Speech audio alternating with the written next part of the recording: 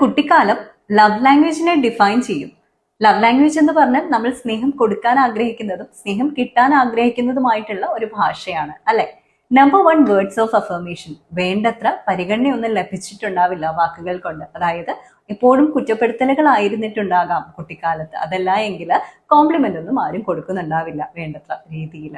Number 2 എന്ന് പറയുന്ന act of service ആണ്. അവർ കുട്ടിക്കാലത്ത് കുറേയധികം ഇൻഡിപെൻഡന്റ് ആയിട്ട് ജീവിക്കേണ്ടി വന്നിട്ടുണ്ടായിരിക്കാം, അല്ലെങ്കിൽ വളരെ നേരത്തെ തന്നെ റെസ്പോൺസിബിലിറ്റി ഒക്കെ ഏറ്റെടുക്കേണ്ടി വന്നവരായിരിക്കാം.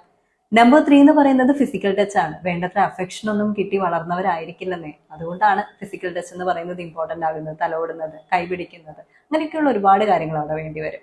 നമ്പർ 4 എന്ന് പറയുന്നത് അവർ തീർച്ചയായും ക്വാളിറ്റി ടൈമിന് വേണ്ടിയിട്ട് ഇങ്ങനെ നമ്മളോട് പുറകെ നടക്കുന്ന ആൾക്കാരായിരിക്കും. എന്തുകൊണ്ടാണെന്ന് വെച്ചാൽ അവർ എപ്പോഴൊക്കെയോ ജീവിതത്തിൽ തനിച്ചായി പോയിട്ടുണ്ട്. അവരെ കേൾക്കാനും കാണാനും ഒന്നും ആരും ഇല്ലാതായി പോയിട്ടുണ്ട്. അതുകൊണ്ട് തന്നെ ക്വാളിറ്റി ടൈം അവർക്ക് അത്രയും ഇമ്പോർട്ടന്റ് ആണ്. നമ്പർ 5 എന്ന് പറയുന്നത് ഗിഫ്റ്റ് ആണ് കേട്ടോ.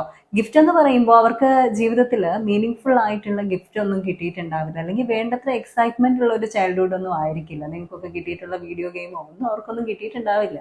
അപ്പൊ അങ്ങനെയുള്ളവർക്ക് ഗിഫ്റ്റ് ആയിരിക്കും ഒരു ലവ് ലാംഗ്വേജ് ആയിട്ട് വരുന്നത്.